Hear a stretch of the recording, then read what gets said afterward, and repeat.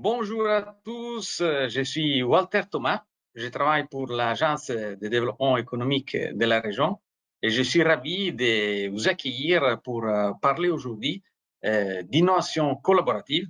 D'ailleurs, innovation collaborative fructueuse, ça existe et aujourd'hui, on va voir comment on peut y arriver. Il y a de bonnes pratiques. Évidemment, aujourd'hui, on va avoir aussi un parterre d'exception. Nos témoins industriels sont bien là. On a Jean-Baptiste Yvon, CEO d'Axandus et vice-président de diversification des FI. Merci d'être là. Emmanuel Régnier, directeur des projets de Motex. On a aussi évidemment notre phare, Cécile Gallet, de l'INPI, qui nous éclaire chaque fois sur ces sujets de propriété intellectuelle. Et mon collègue Roger Goldschmidt, qui s'occupe, c'est un chargé d'affaires développement économique, qui démontre aujourd'hui que l'intelligence humaine est bien encore, elle est présente sur Terre. Donc, Merci, je lui laisse tout de suite la parole pour présenter en quelques mots l'agence et puis on va rentrer rapidement sur le sujet. À toi, Roger. Oui, merci Walter, merci aux intervenants. Donc rapidement sur notre agence Auvergne-Rhône-Alpes Entreprises, donc voilà une association qui est née de la volonté de la région de rassembler les structures économiques de l'ensemble de son territoire pour soutenir les entreprises en lien bien sûr avec les EPCI, les communautés de communes bien sûr, les départements et qui est financée principalement par la région. Donc aujourd'hui, donc c'est une association sans but lucratif qui est présente sur toute la région, grâce à 11 antennes locales et donc c'est 150 voire 160 collaborateurs. Alors les missions sont donc d'accompagner les entreprises industrielles et de services à l'industrie dans toutes les étapes de leur développement économique, donc investissement, formation, emploi, l'innovation dont on parle aujourd'hui, l'export, l'implantation aussi, la relocalisation et donc grâce à des accès à des financements et des projets européens. Elle a également la mission de promouvoir la région à l'international et de valoriser ses multiples atouts pour attirer de nouvelles entreprises sur son territoire, donc à travers sa marque Invest in Auvergne-Rhône-Alpes. Voilà. Sans attendre, je passe la main à notre collègue et partenaire INPI et Cécile Gallet. À toi. Bonjour à tous, merci pour cette introduction. Donc un petit mot sur l'INPI avant de partir un peu pour explorer le sujet de l'innovation collaborative. Une diapo pour vous montrer surtout qu'il y a une représentation régionale pour les différentes régions de France. Donc n'hésitez pas à prendre contact avec les chargés d'affaires de l'INPI qui sont là pour vous aider à vous saisir des sujets propriété industrielle qui sont souvent un petit peu perçus comme un peu complexes et pas toujours simple à mettre en œuvre. Donc, on est là à vos côtés. On a la chance en Auvergne-Rhône-Alpes d'avoir même 2 implantations, l'une à Lyon et l'autre à Grenoble. Donc, en préambule, et on reviendra en fin de présentation sur nos différents types d'accompagnement, mais sachez qu'on est à vos côtés sur ce sujet de la propriété industrielle. Alors, pour démarrer ce webinaire, on avait fait il y a quelques mois, au mois de novembre, un premier webinaire sur propriété intellectuelle comme levier d'accélération à la collaboration. Et on avait eu le plaisir d'écouter l'entreprise OBH, qui est Onboard Helmet, qui est une start-up lyonnaise, qui avait travaillé en partenariat avec l'entreprise Nof Industrie. Et ils avaient pu témoigner d'une innovation collaborative réussie, mais avec des typologies d'entreprises assez marquées, c'est-à-dire qu'on avait une start-up et puis on avait un groupe industriel qui avait répondu un petit peu aux besoins de cette start-up. Et puis, vu l'intérêt qu'avait suscité ce premier webinaire, on a décidé de prolonger le débat et le propos sur l'innovation collaborative. Et on a la chance aujourd'hui d'accueillir Jean-Baptiste Yvon et puis Emmanuel Régnier qui vont pouvoir témoigner de leur pratique, de comment ils ont pu collaborer et comment ils ont validé finalement la complémentarité de leur savoir-faire respectif et comment ils ont pu, in fine, s'accorder sur un objectif stratégique commun. Donc, sans plus attendre, je leur laisse la parole pour qu'ils puissent se présenter et puis vous parler un petit peu de comment cette collaboration est devenue fructueuse au fil du temps avec des typologies de structures très, très similaires. Merci Cécile. Je laisse Emmanuel peut-être présenter le projet. Voilà, alors en quelques mots. Donc, déjà pour vous donner une petite idée, donc avec Jean-Baptiste, on se connaît depuis 2009, 2010. Et voilà, on a commencé à travailler ensemble il y a une quinzaine d'années. Et à partir d'un réseau d'activités communes, et on s'est lancé sur un projet commun. Alors, l'exemple qu'on va vous donner vous montre un petit peu comment on a travaillé ensemble. En fait, vous avez sous les yeux une pièce automobile qui est en fait un conduit qui rentre dans le turbo de la voiture, qui est là dans lequel on intègre une vanne qui permet de gérer l'arrivée des gaz d'échappement. Donc, en fait, on associe dans toute la partie droite du dessin, la partie du dessus où vous voyez le logo Moltex. Donc, on voit un conduit d'entrée avec un certain nombre de pièces. Et puis, dans la partie gauche, donc toute la partie active, c'est-à-dire le moteur, l'actionneur développé par Electric Feel, qui vient s'intégrer dans notre pièce et permettre l'activation d'une vanne qui permet d'ouvrir ou de fermer le conduit et de gérer donc les pressions qui permettent de récupérer les gaz d'échappement. Et donc on a décidé de travailler ensemble. Alors tout ça s'est fait bien sûr dans le temps. Attends, on peut revenir sur le slide avant peut-être? Ouais, voilà. Donc, on a décidé de travailler ensemble et de partager nos compétences, hein. C'est-à-dire que Moltex, une compétence mécanique, thermomécanique, thermodynamique, et Electric Feel, une compétence mécatronique, électronique, qui nous a permis ensemble d'appréhender un système complet en apportant quelque chose d'adapté. Et donc, vous voyez au bout de la petite flèche, hein, on a un petit engrenage, et ce petit engrenage, c'est la zone justement où on s'est retrouvé. On en parlera tout à l'heure dans l'importance de bien définir les responsabilités de chacun. Mais ensemble, on a réussi à faire une pièce en associant nos compétences, une pièce que ni l'un ni l'autre n'aurait pu réaliser tout seul. Voilà pour l'introduction. Alors, tout à fait, Emmanuel, et peut-être rajouter que la valeur de nos pièces sont équivalentes et qu'on va vous expliquer que cette innovation a vraiment bien réussi vis-à-vis de nos clients parce qu'ils ont vu cet équilibre, cette complémentarité, tout en payant un coût qu'ils auraient payé avec un seul fournisseur. Alors, EFI Automotive est un équipementier automobile de 1500 personnes qui développe et produit des capteurs électroniques embarqués, des actionneurs, des modules mécatroniques, des systèmes de recharge automatique pour véhicules électriques.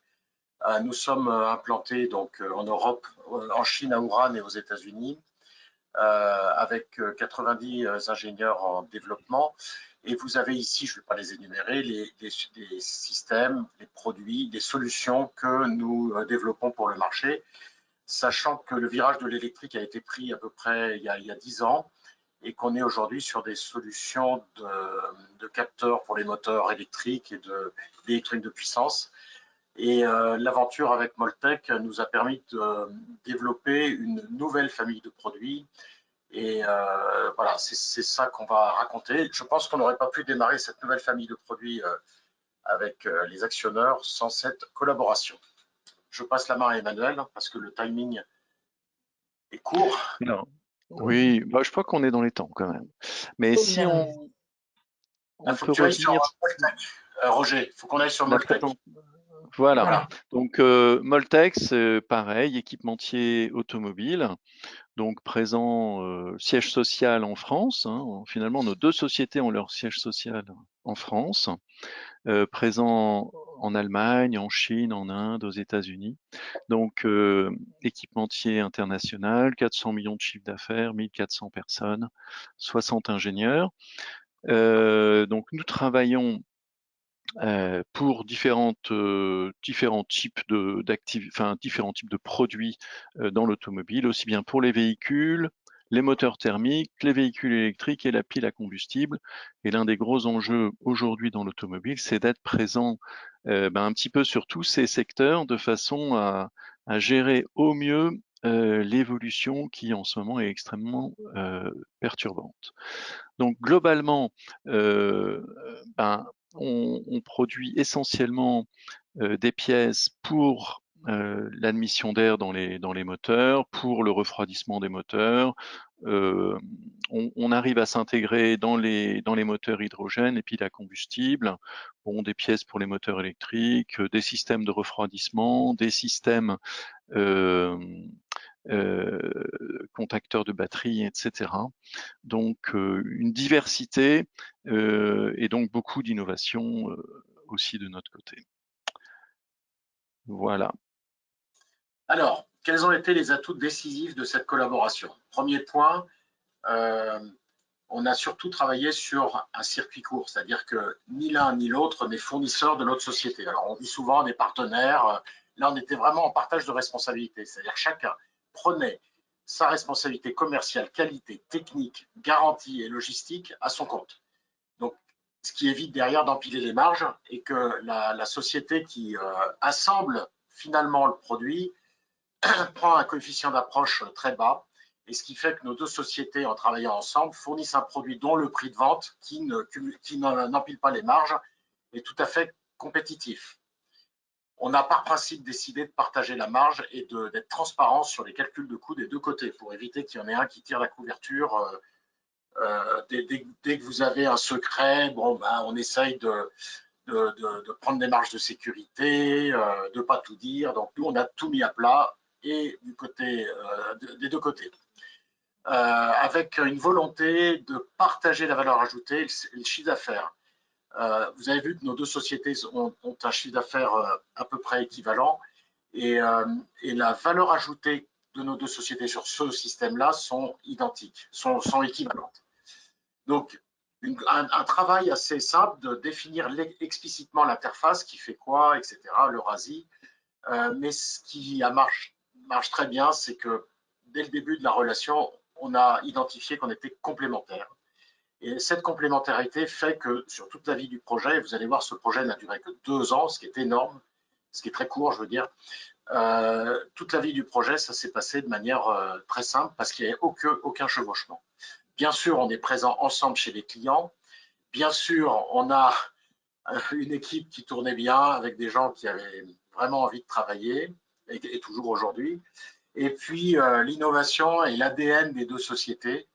On a beaucoup d'exemples où l'innovation permet de bien comprendre les peines et les besoins, de passer du temps à bien les travailler, et puis ensuite de proposer nos idées. Et ça, on l'a fait ensemble. On peut passer à la diapo suivante pour Emmanuel. Non, la suivante. Voilà, à toi Emmanuel. Voilà, bon, ça c'est plus pour illustrer un petit peu l'avantage de notre activité. Vous voyez à gauche la pièce qu'on peut réaliser ensemble, et à droite, c'est l'exemple d'une pièce où, au lieu d'aller intégrer le travail de chacun et réussir à faire une pièce ensemble, où finalement on compacte énormément le dessin du produit, à droite, c'est cette vanne qu'on a intégrée avec EFI, finalement, on voit une vanne qu'on va rajouter au bout d'un conduit, on va la rajouter avec des vis. C'est une pièce qui existe par ailleurs et qui vient prendre la place qu'elle a, c'est-à-dire que c'est quelque chose de standard qui n'est pas adapté aux besoins du client. Et finalement, par le travail qu'on réalise, par la flexibilité qu'on peut avoir ensemble, on réussit, nous, à intégrer un produit qui permet finalement, on a gagné ce marché ensemble parce que par rapport aux concurrents, on était beaucoup plus compact, on avait la capacité à rentrer dans l'environnement qui nous était fourni par le constructeur et donc à répondre intégralement à son cahier des charges. Et finalement, on était les seuls à y arriver par notre savoir-faire et notre capacité à travailler ensemble. Le fait aussi de réussir à faire cette intégration nous permet de réduire le nombre de composants, puisque finalement, on n'associe pas deux produits ensemble, on les fabrique ensemble. Et ça nécessite finalement de faire je veux dire, les équipes de design travaillent ensemble, les équipes de process travaillent ensemble. C'est-à-dire que on va pas chacun travailler de son côté et puis mettre le résultat. On va travailler dans la conception, dans le développement, même dans l'industrialisation. On va partager nos besoins et avancer ensemble, ce qui fait toute la différence. Et ce qui est vraiment le reflet d'un vrai partenariat, on en a parlé tout à l'heure, il n'y a vraiment aucune relation client-fournisseur, mis à part les contraintes de commande ou de choses comme ça. La relation est véritablement partenaire vraiment dans le sens profond du terme. Merci. Alors, on va parler un peu de propriété intellectuelle parce qu'on a la chance d'avoir Cécile avec nous. Je vais juste rappeler, bien sûr, ce que l'on a fait, c'est de s'assurer de la liberté d'exploitation, ce qu'on appelle le Freedom to Operate ou FTO. On a signé un premier contrat, c'est un MOU, c'est une intention de travailler ensemble et finalement, on n'a pas été bien loin. Enfin, tout le reste derrière, c'est fait par contrat avec les clients, mais nous, on a juste eu un premier contrat initial. Le slide qui est ici consistait simplement à expliquer comment on a géré la propriété intellectuelle. Donc, ce que l'on fait, c'est de faire le point des savoir-faire antérieurs au travail que nous faisons ensemble, de l'écrire ou de le lister, et ensuite toutes les inventions qui ont été faites ensemble et les brevets sont en copropriété, donc 50-50, et sont déposés en copropriété. Cécile réexpliquera un peu le processus. Il faut que cette API soit assez simple, lisible, parce que derrière, il va falloir l'entretenir pendant des années. Donc, il ne faut pas faire des choses compliquées. Il faut faire une API commune simple et lisible avec une volonté commune d'extension, puisque vous savez qu'on dépose d'abord le brevet dans un pays, ensuite on l'étend, et à chaque fois, on doit repayer pour les extensions, et c'est bien quand les deux parties sont à peu près d'accord sur le roadmap. Bien entendu, il faut penser en amont pour développer vite et efficacement. Si on met ça, c'est que toutes ces histoires de pays, de brevets, dans la relation, doivent être abordées dès le début de la relation, et avant qu'on commence à attaquer des pièces, il faut qu'on regarde où on est, l'intensité concurrentielle, quels sont les concurrents, qu'est-ce qu'ils font, quels sont leurs brevets. Et dans ce paysage-là, alors maintenant, il y a des outils d'intelligence artificielle qui le permettent. Dans ce paysage-là, est-ce qu'on est libre de faire ce qu'on a fait ou comment on contourne le brevet pour le faire? Voilà ce que je voulais dire. Je vais peut-être passer la parole à Cécile qui va compléter. Oui, merci Jean-Baptiste pour ce petit focus propriété intellectuelle. C'est vrai que, comme vous le disiez, c'est quand même un temps long le brevet. Donc, il va falloir gérer une collaboration et une copropriété qui peut s'étaler quand même dans la durée. Et donc, souvent, c'est nécessaire quand on choisit finalement d'avoir de la copropriété sur les brevets, ce qui permet aussi là de communiquer sur le fait que les deux acteurs sont bien des entreprises innovantes. Ça peut être intéressant à ce titre-là. Et puis, il va falloir mettre en place autant que possible un règlement de copropriété sur ce titre et sur cet actif qui va durer parfois assez longtemps dans la durée. Et donc, si on ne fait pas ce règlement de copropriété, on va être soumis aux dispositions du Code de la propriété intellectuelle qui organise ce sujet-là et qui permet d'avoir un régime légal autour de la copropriété de brevets. En revanche, l'établissement d'un règlement de copropriété va pouvoir fixer plus précisément comment les choses vont s'orchestrer. Est-ce qu'il va y avoir éventuellement un maître d'œuvre sur la partie administrative, sur les décisions aussi qui sont liées à l'obtention du titre, comment les codes-parts sont répartis, qui gère éventuellement les extensions internationales, sur quel marché, comment on gère aussi éventuellement une licence, si un des acteurs veut accorder une licence à un autre partenaire. Donc, tous ces sujets-là doivent être pensés en amont autant que possible pour que finalement la copropriété puisse se dérouler dans les meilleurs termes possibles et qu'il y ait une feuille de route finalement contractuelle qui permette aux acteurs de savoir quel est le positionnement de chacun. Et pour cela, vous pouvez être accompagné par vos experts juristes, que ce soit un conseil en propriété industrielle ou un avocat spécialisé, pour éventuellement, ou un juriste interne en fonction de la taille de l'entreprise, pour pouvoir fixer ce règlement de copropriété.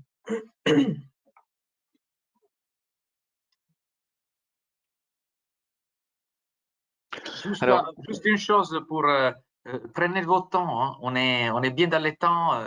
C'est important d'approfondir certaines parties. D'ailleurs, il y avait une question sur la partie quand vous avez cité dans les atouts la définition explicite de l'interface. Oui. Vous pouvez donner une meilleure explication, un peu plus de détails, et puis je vous laisserai continuer. Il faudrait revenir sur la première diapo, si ça vous dérange pas, où on voit la pièce s'éclater. Voilà, au-dessus, voilà. En fait, pour réaliser ce produit, on doit intégrer donc alors le petit volet, c'est la pièce noire qui est un petit peu à droite de la flèche verte, et ce volet, il bouge par l'intermédiaire d'un axe qui est lié à l'actionneur EFI qui est à gauche. Et cet actionneur, il est efficace grâce à une roue dentée qui est au bout de la flèche verte. Et cette petite roue dentée qui bouge grâce au moteur qui est dans l'actionneur permet d'ouvrir ou de fermer la vanne. Et donc cette vanne, elle doit être parfaitement étanche. En tout cas, il y a des règles d'étanchéité dans le conduit. Donc toute la partie mécanique, toute la partie architecture, étanchéité, c'est plus la responsabilité de Moltex. Et donc tout ce qui est à droite finalement de la flèche est finalement de la responsabilité de Moltex.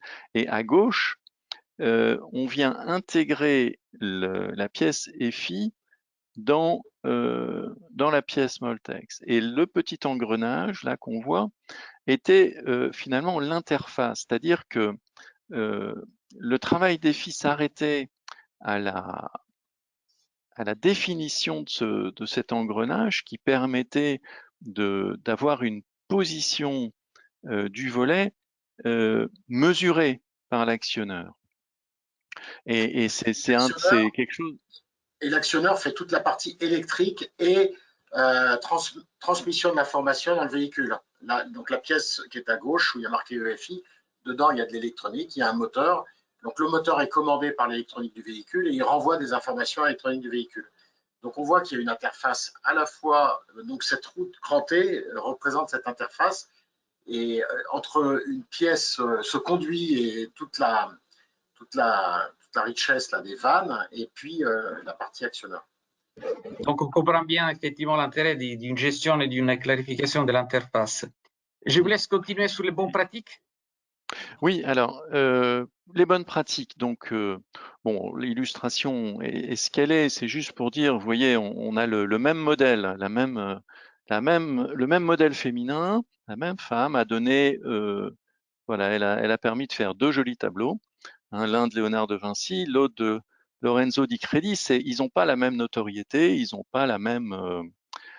Mais en tout cas, on voit que pour une même application, ben finalement, on fait des belles choses. Hein, quoi qu'il arrive, l'automobile est une belle industrie avec des beaux produits, mais voilà, les résultats peuvent être différents, il y a beaucoup de similitudes, mais l'important, c'est surtout de faire le mieux. Hein. C'est quand même une industrie qui est extrêmement exigeante en termes de compétitivité, en termes de qualité, et je pense que la très bonne pratique qu'on a réussi à mettre en place, c'est notre capacité à associer nos compétences et nos moyens sans les limiter. C'est-à-dire qu'on les a bien sûr limités économiquement, il faut qu'on soit rentable au bout du compte, mais on n'a pas essayé soit de lambiner, soit il y en a pas un qui était plus fainéant que l'autre. Enfin, il y avait une véritable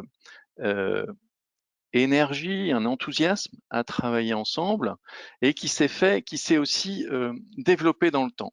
on a eu la chance de réussir à créer un partenariat qui était positif, c'est-à-dire vraiment bienveillant, c'est-à-dire que on n'estimait pas que l'autre allait essayer de tirer la couverture à lui, on était dans une confiance. Et effectivement, ça s'est pas fait comme ça en claquant des doigts, mais une vraie bonne volonté de part et d'autre d'atteindre les résultats.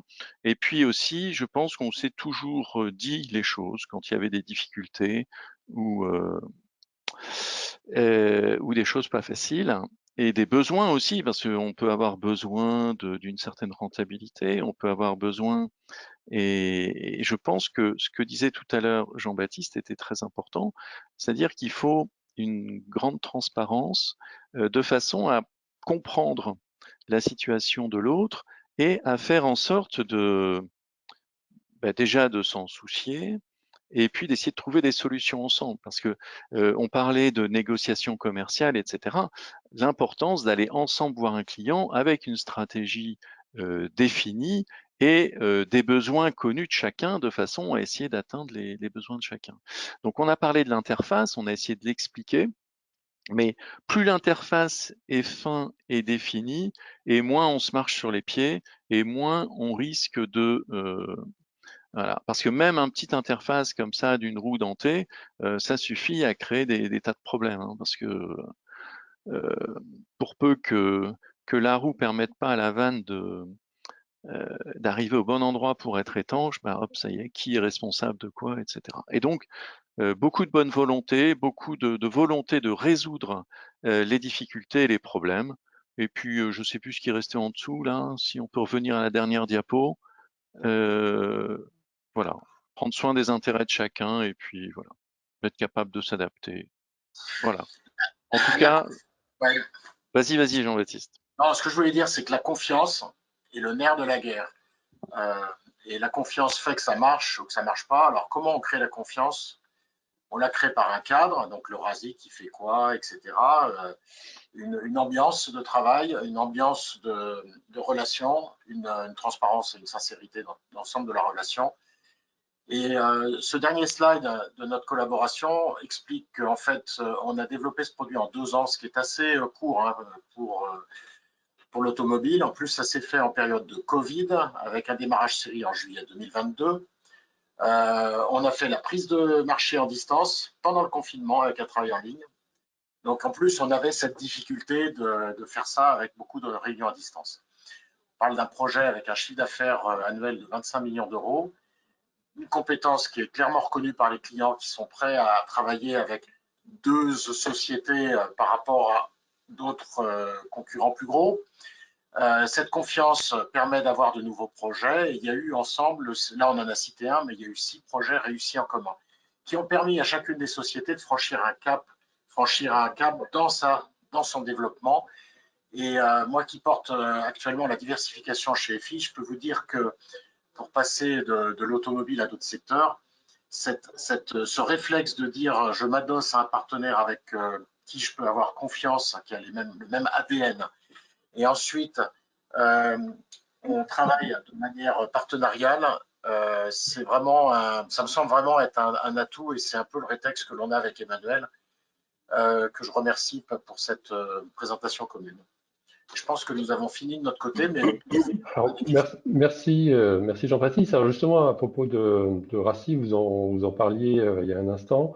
Est-ce qu'il y a une question justement de Vincent Collard qui demande si une matrice de RACI a été développée et figée dans le marbre pour clarifier les responsabilités de chacun? Alors déjà, si on pouvait expliquer ce que c'est qu'une matrice de RACI, peut-être que tout le monde ne le sait pas, mais allez-y. La première chose, c'est que je voudrais dire bonjour à Vincent Collard, que je n'ai pas revu au moins depuis 15 ans. Je suis content qu'il soit là. Donc, je ne pense pas qu'il puisse parler, mais je lui dis coucou. Vincent Collard était chez EFI, chef de projet à l'époque. Pour répondre à ta question, Vincent, oui, le RASI, ça consiste à dire sur une thématique donnée qui est responsable, qui est accountable, c'est-à-dire qui gère le portefeuille, qui est en support, et en fait, qui est en information. Et ça permet, sur chacun des sujets, de dire qui est en fait partie prenante et responsable du sujet. On a, avec Emmanuel, on faisait des comités de pilotage mensuels, alors soit en physique, soit en physique, soit en call. Et ces comités de pilotage revenaient sur tous les KPI du projet pour savoir s'il y avait des dérives ou pas. Les 2 ans de développement sont liés à une interface très simple et une interface en confiance. Pour moi, le mot d'ordre, en dehors des outils de pilotage, c'est la confiance. Si elle est réelle et qu'elle est sincère, je vous assure qu'on peut aller vite parce qu'on ne fait pas des comités de comités ou des réunions de réunions pour valider qu'il faut faire ci ou qu'il faut faire ça. Il y a vraiment une trace directe qui est importante dans le projet.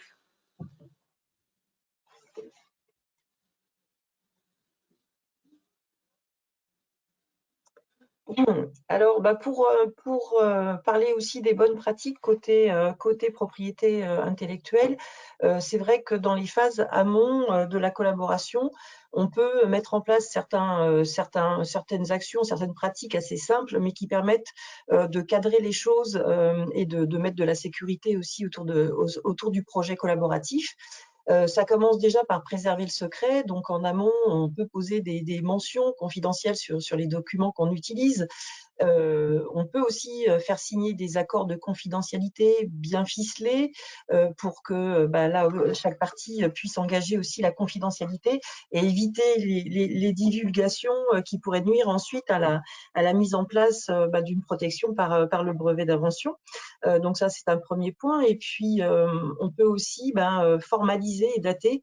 C'est-à-dire que les étapes du projet peuvent être décrites, les avancées techniques aussi, et donc on peut formaliser en utilisant différents outils. Vous avez bien sûr l'enveloppe solo, la e-solo qui est proposée par l'INPI, qui est un moyen de datation assez simple à mettre en œuvre, qui permet finalement d'avoir une empreinte numérique et une date certaine de la création. On peut passer également par le biais des prestations de notaire ou huissier, ou également, si on est sur des créations logicielles, passer par l'Agence de protection des programmes, donc l'APP, ou encore mettre en place aussi des pratiques de datation grâce au cahier de laboratoire. Donc tout ça, ça va permettre de constituer des preuves de date de création qui peuvent être importantes. Donc là, on est face à un partenariat aussi où la confiance a dominé, et ça c'est important de le dire, puisque finalement c'est l'élément clé qu'on peut retenir de cette présentation. Parfois les choses peuvent être plus difficiles, donc avoir des preuves aussi et des éléments de datation, ça va permettre de pouvoir prouver la titularité des créations de chacun et éventuellement faciliter les négociations avec le ou les partenaires, et ainsi se mettre en ordre de marche pour préparer un dépôt de brevet. Donc voilà les quelques pratiques amont qu'on peut citer aussi quand on commence à initier une collaboration, ne pas négliger ces étapes aussi, un petit peu de préservation du secret et de formalisation. Alors, pour continuer sur la partie INPI et agence, on est à vos côtés pour vous aider dans ces parcours, et sur la partie collaboration, on a un programme qui s'appelle Alliance Pays qui permet de vous accompagner sur des situations collaboratives où vous allez travailler avec des acteurs publics.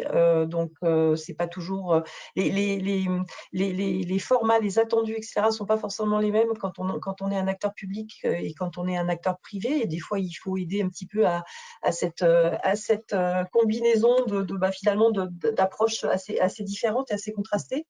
On a aussi un programme qui est dédié aux startups qui s'appelle donc Programme Startup, qui permet d'accompagner dans la durée ces jeunes structures qui, sur une durée de 2 ans, on va pouvoir leur faire des recommandations et les aider dans la mise en place des actions qui sont recommandées. On va avoir aussi un programme un peu plus long et qui s'adresse plutôt à des entreprises qui ont déjà un portefeuille pays structuré, mais qui ont besoin finalement de monter d'un niveau pour intégrer la partie pays à la stratégie globale de l'entreprise. Et là, c'est le programme Masterclass qui se déroule sur 6 mois et qui permet finalement d'avoir une partie d'accompagnement en collectif avec des entreprises qui vont pouvoir partager parfois leurs approches et parfois aussi leurs difficultés. Et puis après, un accompagnement qui se fait sous forme de coaching et individualisé. Et donc, tous les sujets peuvent être abordés, et dont ce sujet de l'innovation collaborative. On a également aussi un dispositif qui s'appelle le Pass Pays. Alors le Pass Pays, c'est un soutien financier.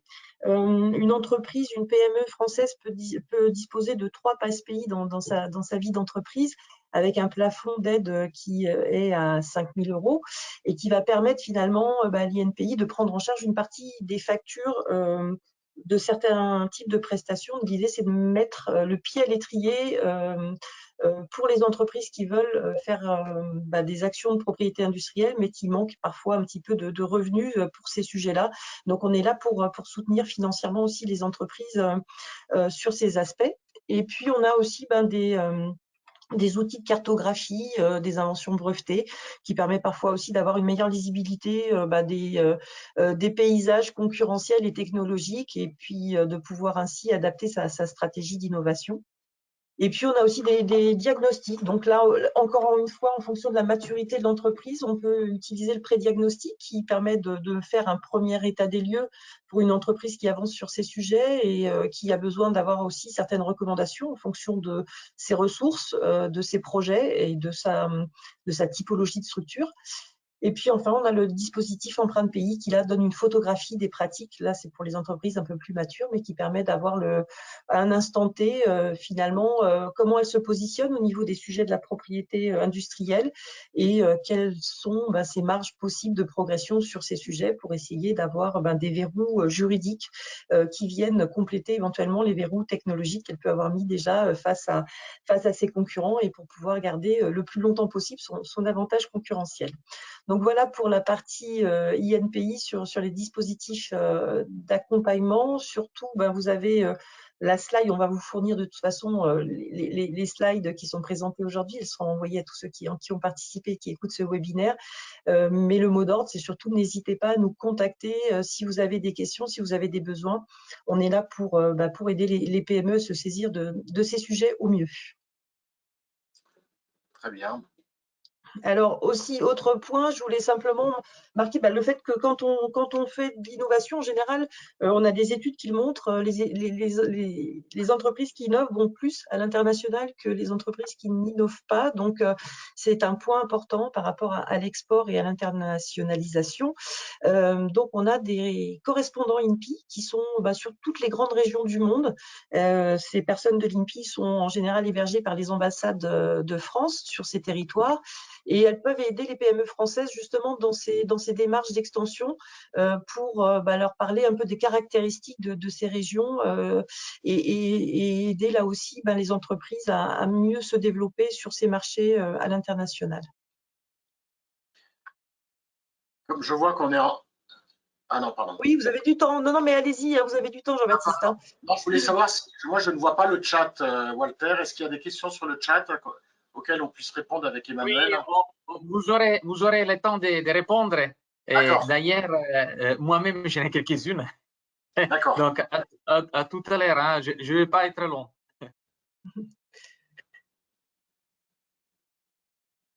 Alors, moi, je me suis permis juste d'apporter 3 dispositifs possibles. Et évidemment, la quantité de dispositifs pour aider des projets collaboratifs est assez important. Ça, c'est juste effectivement d'amener quelques exemples. Le meilleur, comme il a dit bien Cécile, dans ces sujets-là, c'est toujours de nous contacter pour trouver les dispositifs les plus adaptés. Donc, le premier que je vais citer, c'est le partenariat d'innovation qui est proposé par la région, donc dans son axe preuve de concept. Et en fait, c'est lié au fait de pouvoir développer un produit, un service ou un procédé innovant, et grâce aussi à une collaboration avec un organisme de recherche et diffusion de connaissances, de labo par exemple. Et ce qui est intéressant dans ce type de dispositif est qu'il est financé à 100%. Donc, c'est tous les dépenses qui sont exclusivement constituées par l'organisme de recherche, effectivement. Mais il y a pratiquement un financement qui est entier. On peut arriver jusqu'à 200 000 € de subventions et dans certains cas, exceptionnels, jusqu'à 400 000 €.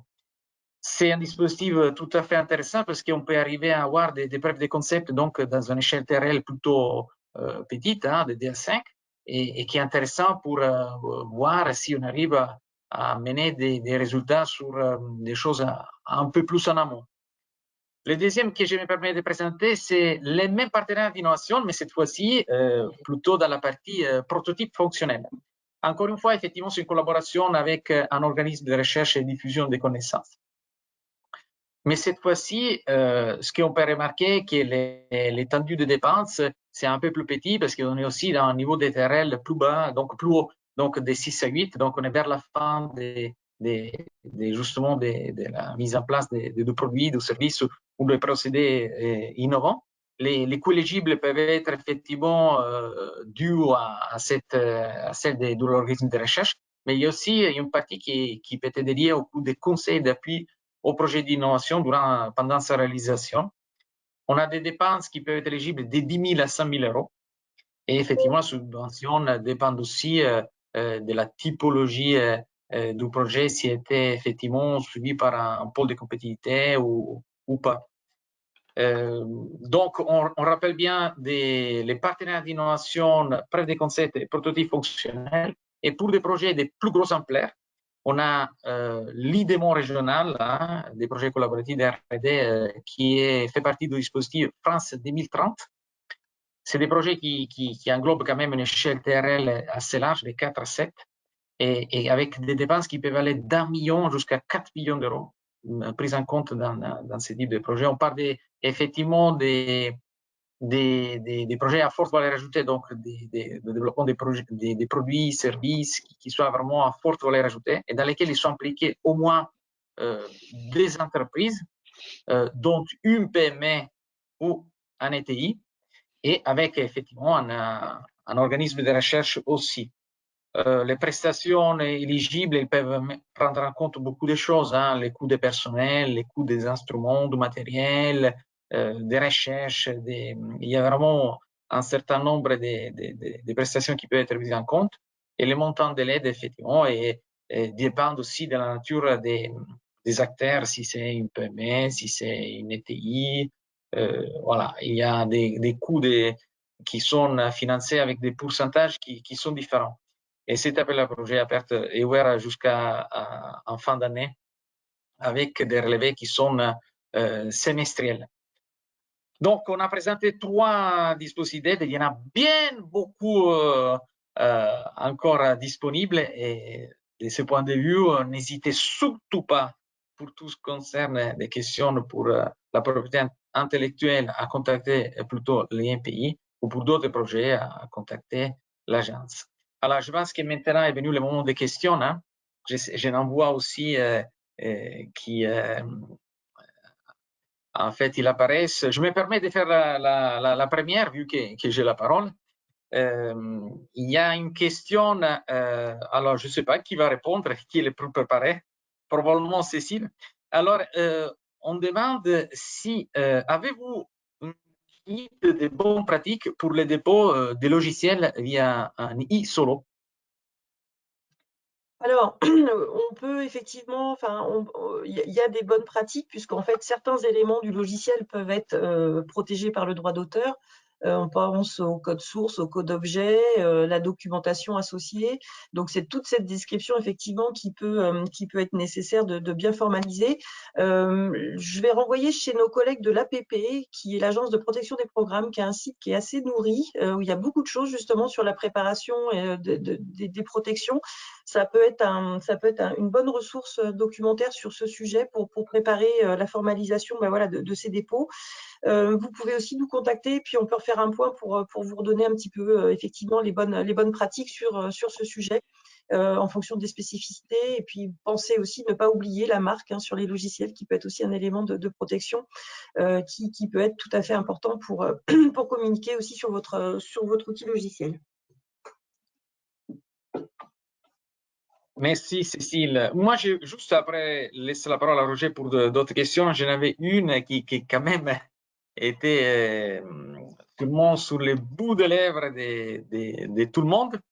Et est-ce que on a entendu beaucoup de l'importance de on peut dire, de la confiance, d'être attentif aussi à l'autre partenaire, Mais est-ce que cette confiance, cette attention, cette agilité, cette transparence, elle est quand même mise dans un contrat ou pas? Ben, on a essayé de, en fait, l'important c'est de partager, c'est-à-dire de s'assurer que tout le monde, que personne ne se sentira lésé. Enfin, il me semble que c'est un point important. Et alors, on a quand même un contrat sur chaque activité qu'on a eue ensemble.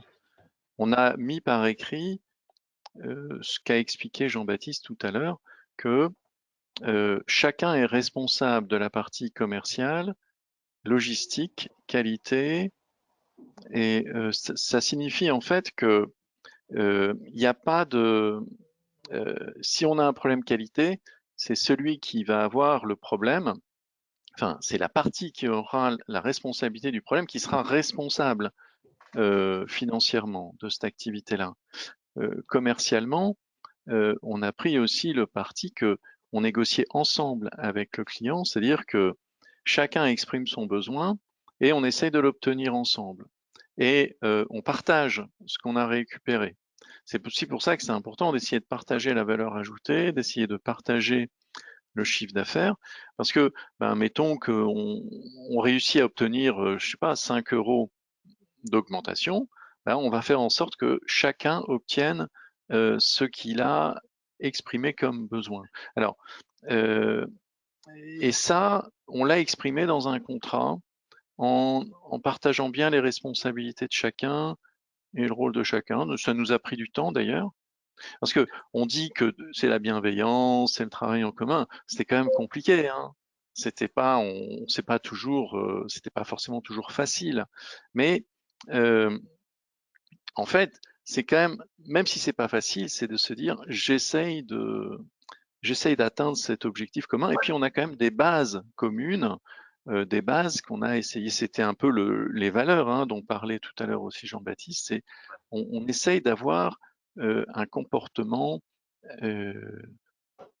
comment on peut dire, adulte entre nous, quoi. C'est-à-dire qu'on ouais, on cherche à réussir ensemble et qu'il n'y ait pas cette impression de s'être fait avoir à la fin, quoi.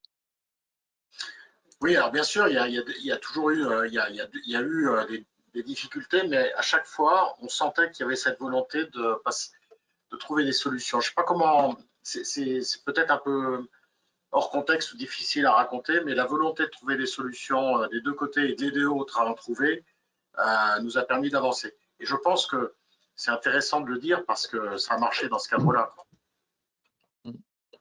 Et c'est pas toujours facile. Voilà. Mais on a un contrat entre nous qui explique un peu toutes ces choses-là. Oui. Et qui définit bien la part de responsabilité de chacun. Oui.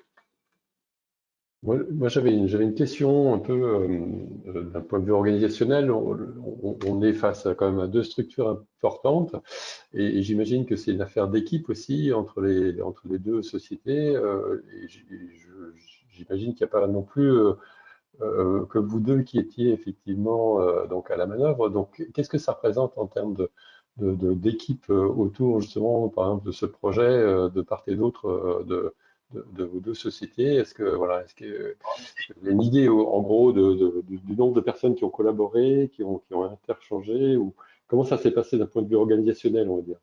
Il y a une équipe technique de chaque côté, il y a une dizaine de personnes de chaque côté à la louche, parce que vous avez les équipes techniques, qualité, après vous avez la logistique, la production, l'industrialisation bien sûr, bon, entre 5 et 10 en fonction du contexte, mais vous avez vu c'est un développement de 2 ans, donc ça va, on a un peu concentré les ressources. Tu es d'accord Emmanuel ou Oui. Ben, ce qui est important, c'est que en fait chaque membre des équipes de part et d'autre ait un correspondant en face de lui avec lequel il puisse communiquer.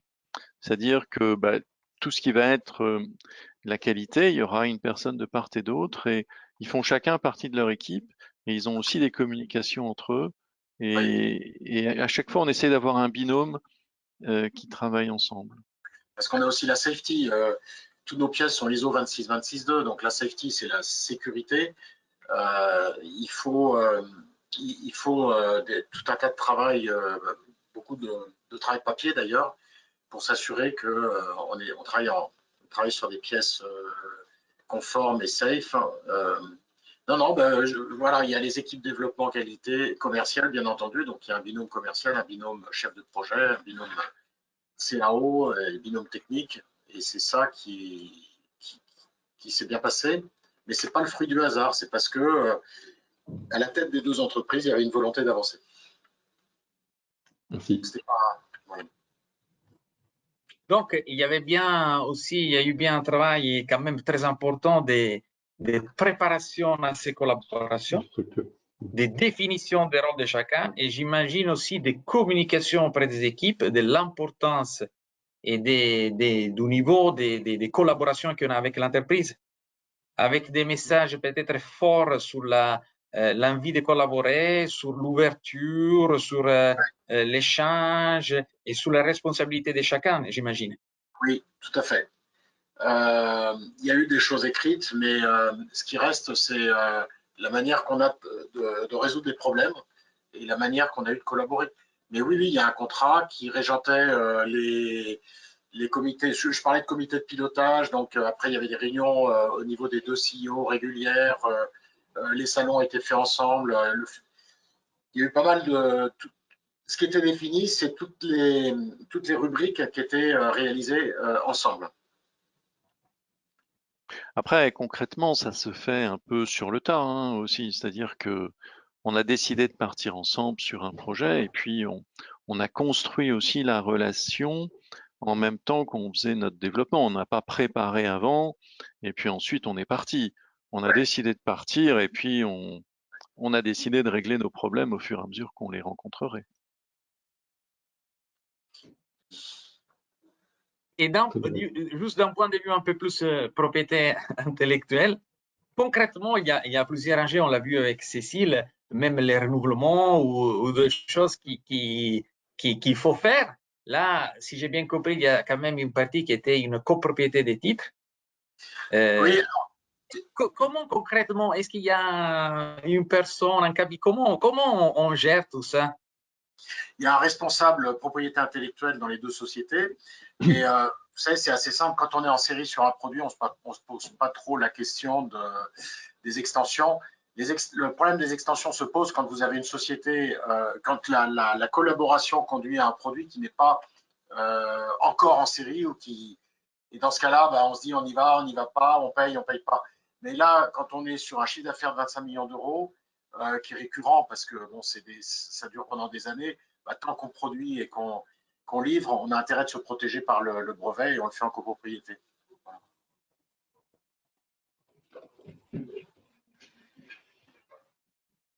Très bien, mais en tout cas, moi, ce que j'ai d'autres questions, non? On a répondu à tout. Pour l'instant, pas d'autres questions, mais moi, j'ai juste voulu relever un peu une des idées phares de ce webinaire aussi, au travers de l'innovation collaborative, dont vous avez su nous montrer son efficacité, c'est de pouvoir, in fine, aussi répondre face à la concurrence, donc pour contrer aussi un certain nombre de sous-traitants qui ont un certain poids par rapport à ce qu'ils peuvent effectivement proposer comme service, et à contrario, deux structures qui peuvent du coup collaborer de manière plus intense, plus flexible, et qui sont peut-être un peu plus à l'écoute du cahier des charges et de la volonté ou du besoin du donneur d'ordre. Donc il y a sans doute aussi de ce côté-là de l'aspect entre guillemets de flexibilité dont vous avez fait preuve, un besoin ou une nécessité par rapport à certains projets qui sont aujourd'hui ouverts, quoi. Je suis convaincu que dans le contexte actuel, hein, qui est difficile, enfin surtout dans l'automobile, toutes les tentatives d'extension de gamme ou de diversification devront passer par ce type de collaboration pour aller vite. C'est toujours pour aller vite et bien. Et c'est pour ça que je pense que c'était intéressant de témoigner, mais on n'a pas non plus la science infuse. Mais je pense que c'est une expérience qui nous conduit à à dire que dans l'accélération qu'on vit de cette transition automobile, on a bien l'intention de mettre ça en place de plus en plus et de le faire réussir en reprenant cet ADN qu'on a essayé d'expliquer ici dans cette conférence. Et s'il y a un conseil à donner, c'est ça, c'est la confiance. Si vous sentez dans la relation, c'est comme n'importe quelle relation, que dès le début c'est un peu compliqué, il ne faut pas insister puis aller voir ailleurs. Hein. Enfin, c'est comme une relation humaine, hein, finalement. Voilà. Tout à fait. En tout cas, merci beaucoup pour voilà, cette expérience et en tout cas ce témoignage. Oui, Walter, tu disais. Merci, oui. Alors, oui, moi j'ai trouvé quand même un témoignage franche, une certaine quand même connexion humaine. On la ressent bien, mais aussi peut-être un vécu, une historique qui fait qu'on arrive à ce point-là. Évidemment, tout historique a un début, donc même avec des personnes qu'on rencontre, on peut faire de l'innovation collaborative. D'ailleurs, je remarque aussi la grande préparation qu'il faut avoir avant de s'embarquer. Et donc, n'hésitez pas, moi je vous donne aussi un conseil, hein, c'est bien, mais aussi être bien justement préparé et profiter aussi des différents dispositifs qui mettent à disposition l'INPI, hein, qui sont là aussi pour vous aider à structurer ce type de partenariat. Cécile, ce sera une joie de vous accueillir et vous accompagner dans ces thématiques. En tout cas, pour moi, ça a été un moment très sincère et très simple. J'ai trouvé très bien la présentation avec des schémas plutôt clairs et comment aussi on a transpiré une expérience qui doit être beaucoup plus complexe qu'on a eu la chance de ressentir. En tout cas, moi je remercie effectivement nos chers intervenants Jean-Baptiste et Emmanuel.